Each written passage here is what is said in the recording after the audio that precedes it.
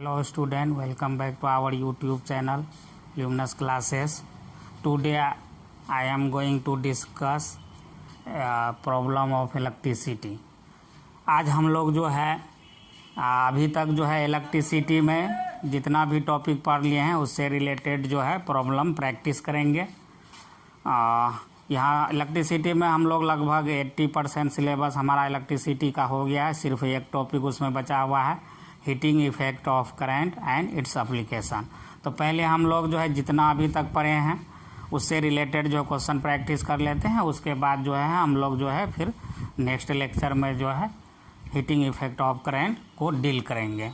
तो देखिए यहाँ पे पहला क्वेश्चन हमारा है, how much work will be done in bringing a charge of 5 millicoulomb from infinity to a point P at which the potential is 12 volt, है ना। तो हम लोग को जो है 5 देखिए क्वेश्चन नंबर सॉल्यूशन है ना। फर्स्ट का चार्ज कितना दिया हुआ है, 5 मिली कूलम हमारा चार्ज दिया हुआ है। मिली का मतलब जानते ही आप लोग 10 पे पावर कितना होता है, मिली होता है 10 पे पावर -3 और माइक्रो आपका कितना होता है 10 पे पावर -6। तो ये जो है मिली में है तो कितना लिख लें 5 × 10 पे पावर -3 कूलम, इतना चार्ज दिया हुआ। और इस चार्ज को हम लोग इन्फिनिटी से कोई पॉइंट पी पर ला रहे हैं। इन्फिनिटी मतलब लॉन्ग लार्ज डिस्टेंस है ना। इन्फिनिटी से इस पॉइंट को हम लोग पॉइंट पी पे ला रहे हैं और इस पॉइंट पी का जो है जो पोटेंशियल है वो कितना है 12 वोल्ट है। देखिए जो इन्फिनिटी होता है ना, वहाँ पर का जो है पोटेंशियल हम लोग कितना एज्यूम कर लेते हैं 0 है ना। जब हम लोग जो है इलेक्ट्रिक पोटेंशियल पढ़ रहे थे पोटेंशियल डिफरेंस, तो वहाँ पे आपको हम बताए थे कि इन्फिनिटी पर का पोटेंशियल हम लोग कितना एज्यूम करते हैं 0 एज्यूम करते हैं।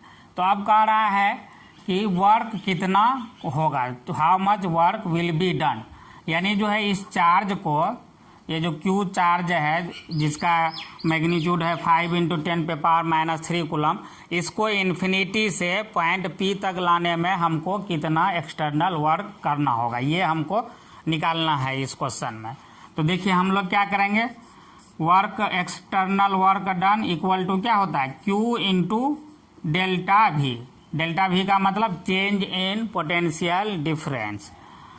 तो क्यू पोटेंशियल डिफरेंस मतलब पोटेंशियल में चेंज, यानी final potential minus initial potential है ना।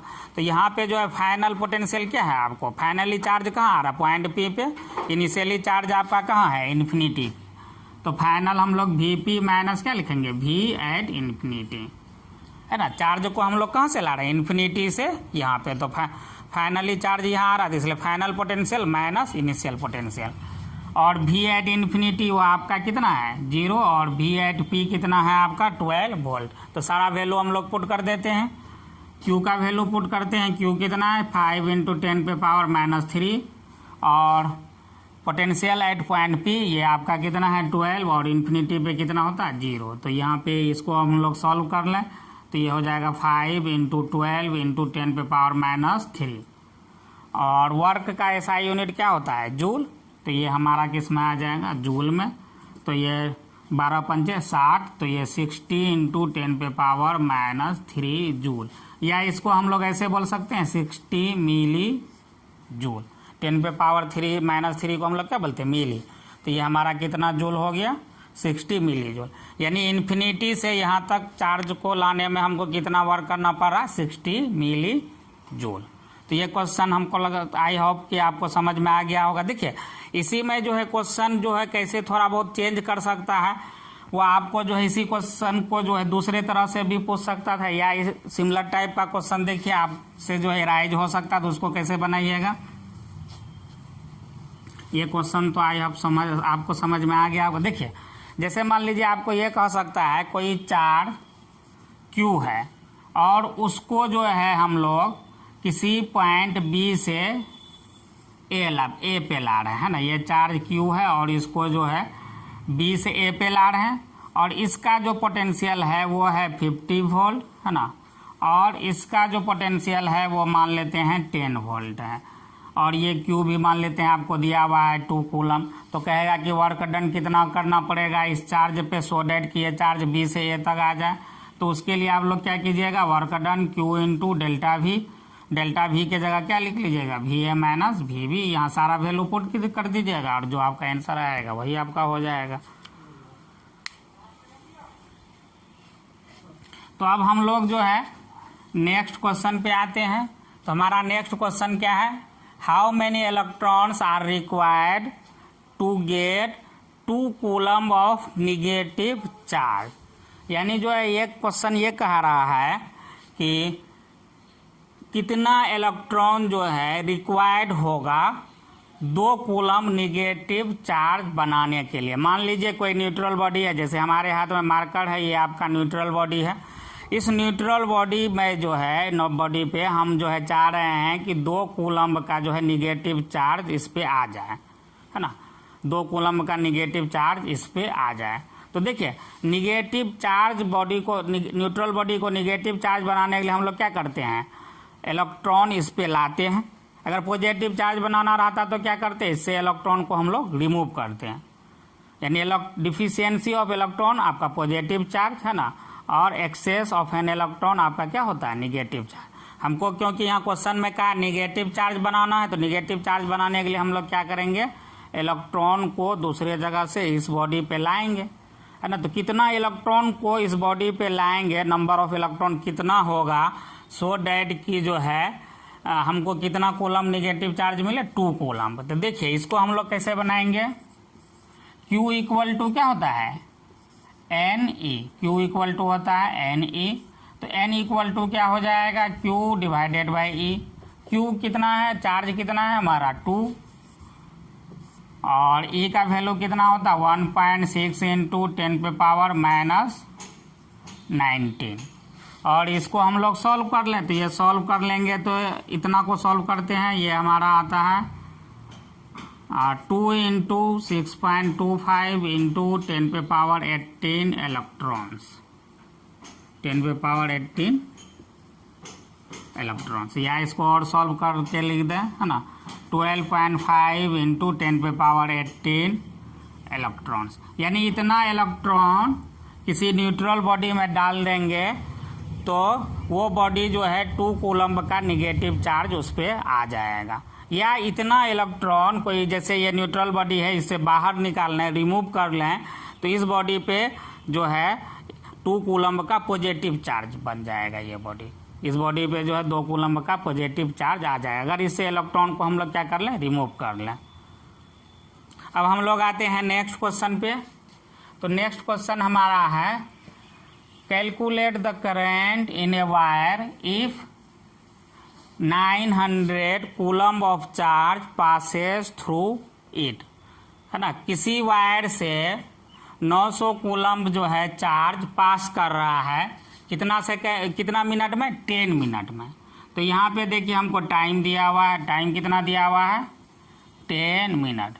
और हम लोग को पता है कि मिनट जो है वो आपका जो है SI यूनिट नहीं होता है, SI यूनिट हमारा क्या है, सेकेंड। तो इसको जो है हम लोग सेकेंड्स में कन्वर्ट कर लेंगे। तो 10 मिनट कितना सेकेंड हो जाएगा, 1 मिनट में 60 सेकेंड, तो ये हमारा हो जाएगा 600 सेकेंड।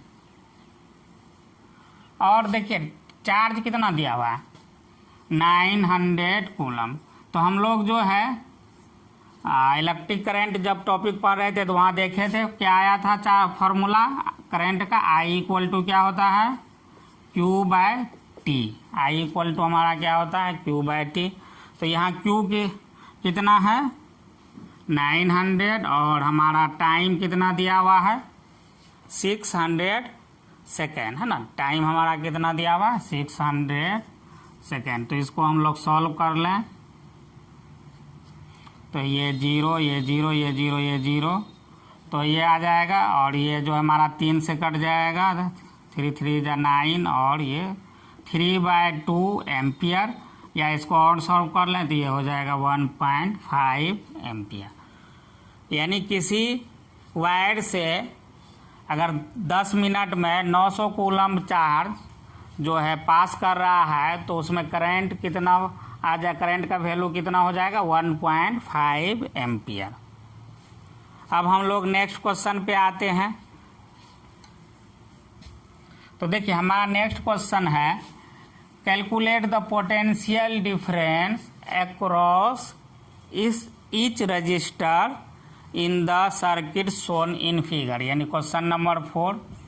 देखिए ये जो फिगर दिया हुआ है ना, इसमें आपको दिख रहा होगा 3 रजिस्टर है। ये आपका R1 है, ये हमारा R2 है और ये हमारा क्या है R3 है। यहाँ पे जो है हमारा जो है क्या है 3 रजिस्टर है। अब इन तीनों रजिस्टर के अक्रॉस जो है पोटेंशियल ड्रॉप कितना होगा, यानी ये R1 रजिस्टर कितना जो है पोटेंशियल ड्रॉप करवाएगा, है ना। पोटेंशियल ड्रॉप का मतलब इसके अक्रॉस में पोटेंशियल जो है कितना कंज्यूम करेगा, ये कितना करेगा, ये कितना करेगा, ये हमको निकालना है। और ये बैटरी हमारा कितना दिया हुआ है 5 वोल्ट का, है ना, 5 वोल्ट का बैटरी दिया हुआ है। तो देखिए अगर मान लेते हैं इसमें V1 पोटेंशियल ड्रॉप हो रहा है, इसमें V2 पोटेंशियल ड्रॉप हो रहा है और इसमें जो है V3 पोटेंशियल ड्रॉप हो रहा है, यानी जो है इसके अक्रॉस में मान लेते हैं पोटेंशियल डिफरेंस V1 है। पोटेंशियल ड्रॉप पोटेंशियल डिफरेंस है ना, या वोल्टेज बोले तो एक ही चीज़ है। इसमें पोटेंशियल डिफरेंस इसके अक्रॉस V1 है, इसके अक्रॉस V2 है और इसके अक्रॉस पोटेंशियल डिफरेंस हमारा कितना है V3 है। तो हमको क्या निकालना V1 V2 V3 ये हमको निकालना है। तो हम लोग कैसे निकालेंगे, तो सबसे पहले जो हम लोग जो है देखिए R इक्विवेलेंट निकाल लें, है ना, क्योंकि R इक्विवेलेंट निकाल लेंगे पोटेंशियल पता है तो हमको करंट I भी यहाँ से निकल जाएगा और जब करंट का वैल्यू पता चल जाएगा तो हमको V1 V2 V3 पता चल जाएगा। और एक चीज़ यहाँ पे आपको गौर कीजिए, ये जो आपका R1 R2 R3 ये 3 जो आपका रजिस्टर है, ये तीनों रजिस्टर आपका किस में है सीरीज में, है ना। तो कैसे पता कि ये तीनों सीरीज में है, देखिए ये 4 ओम 6 ओम 10 ओम ये आपका तीनों जो है क्या डिफरेंट रजिस्टर है। सेम भी हो सकता था, है ना, कोई ज़रूरी नहीं है कि डिफरेंट ही हो, सेम भी हो सकता है, लेकिन यहाँ पे ये तीनों डिफरेंट रजिस्टर है।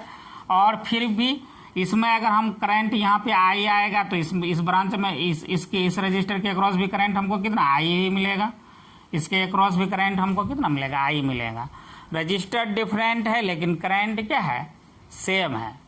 रजिस्टर डिफरेंट और करंट रजिस्टर डिफरेंट रजिस्टर हो और उसमें करंट जो पास कर रहा हो वो क्या हो अगर सेम हो, और जो हमारा जो EMF है ना, या जो हमारा जो कह रहे हैं कि जो इसको बैटरी का EMF या पोटेंशियल डिफरेंस जो अप्लाई किए हैं वो डिस्ट्रीब्यूटेड हो। यही 5 वोल्ट इसमें भी देखिए, इसी 5 वोल्ट ये जो 5 वोल्ट है ना, वही वैल्यू जो इसमें भी है इसमें भी है इसमें भी, यानी हमारा 5 वोल्ट यहाँ पोटेंशियल क्या है आपको जो है डिस्ट्रीब्यूटेड है।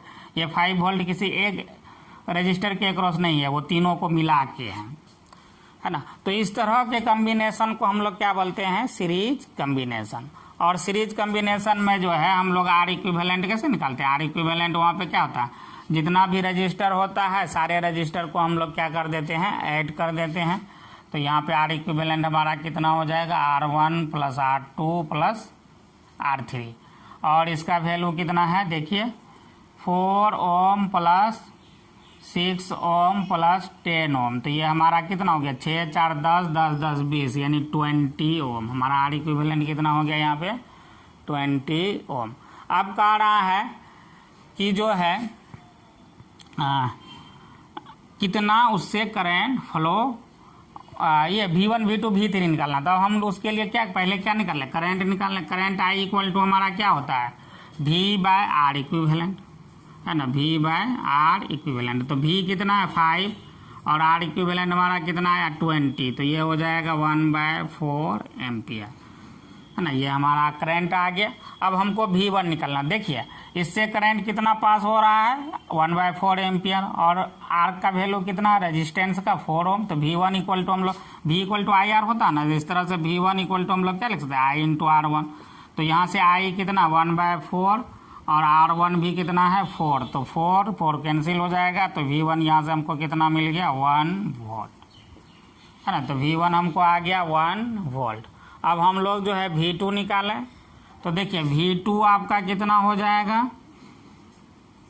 आई इंटू R2 कितना है 6, तो आई हमारा कितना 1/4 और R2 हमारा कितना है 6, तो ये जो है हमारा आ जाएगा 2 से, ये 2 दूना 4, ये 2 तिया 6, 3/2 है ना। इसको हम लोग कैसे लिख सकते हैं 1/1.5 वोल्ट। और तीसरा हमारा क्या है V3, तो यहाँ से देखिए V3 इक्वल टू हमारा क्या हो जाएगा आई इंटू R3, और आई कितना है 1/4 और हमारा R3 कितना है 10। तो इसको जो है हम लोग सॉल्व कर लें तो ये हमारा कितना आ जाएगा 2.5 वोल्ट, 2.5 वोल्ट। अच्छा, अब इन तीनों को ऐड कर दीजिए तो V1 V2 और V3 है ना, V1 V2 V3। देखिए तो क्या आता है, V1 कितना है 1 वोल्ट है ना, V1 हमारा कितना है 1 वोल्ट, और V2 कितना है पुराने V2 कितना है हमारा 1.5 वोल्ट, और V3 हमारा कितना है 2.5 वोल्ट। अगर इन तीनों को ऐड करेंगे तो हमको कितना मिल जाएगा 2.5 प्लस 1.5 4 प्लस 1 5, तो यहाँ पे हमको कितना मिल गया 5 वोल्ट। देखिए हम लोग जो है जो सप्लाई वोल्टेज है हमारा वो भी कितना 5 वोल्ट, यानी जितना सप्लाई वोल्टेज होगा वही सप्लाई वोल्टेज या वही सप्लाई पोटेंशियल डिफरेंस जो है हमारा तीनों रजिस्टर के अक्रॉस क्या होगा डिस्ट्रीब्यूट होगा। इतना आपको समझ में आ गया। तो देखिए ये जो है, ये जो हम लोग जो है कैलकुलेशन किए है ना, एनालिटिकली इसको निकाले। अगर हमको जो है इंस्ट्रूमेंट के हेल्प से निकालना होता है ना विदाउट मैथमेटिकल कैलकुलेशन, तब हम लोग कैसे करते, क्या कैसे जो है आई और V1 V2 V3 का वैल्यू निकालते। तो देखिए उसके लिए हम लोग क्या करते है ना, सबसे पहले जो है हम लोग 2 डिवाइस लेते है ना, एक लेते एमीटर, एमीटर से हम लोग क्या मेजर करते हैं करंट है ना, एमीटर से हम लोग क्या मेजर करते हैं करंट, और वोल्ट मीटर से हम लोग क्या मेजर करते हैं पोटेंशियल डिफरेंस। तो हम लोग जो है उस एमीटर को कहाँ लगा देते, सीरीज में लगा देते। मान लीजिए यहाँ पे सीरीज में इन रजिस्टर के अक्रॉस में सीरीज में लगा देते। तो देखिए इस एमीटर से जितना जो करंट पास कर रहा वही करंट तो R1 से भी पास करेगा, वही R2 से पास करेगा, वही R3 से। तो एमीटर डिवाइस यहाँ लगा देते और ये जो रीडिंग देता वही रीडिंग जो है किसका हो जाता, आई का रीडिंग हो जाता।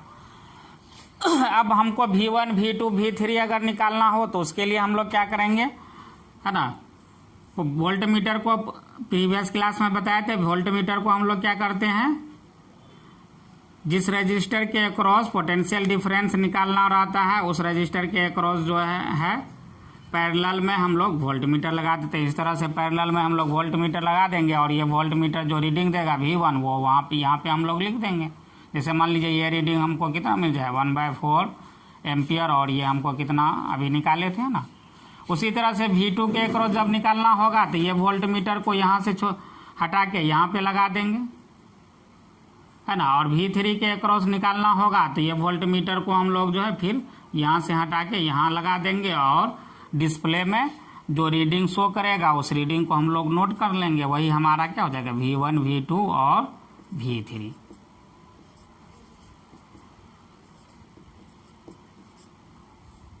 अब हम लोग जो है आगे क्वेश्चन पे आते हैं।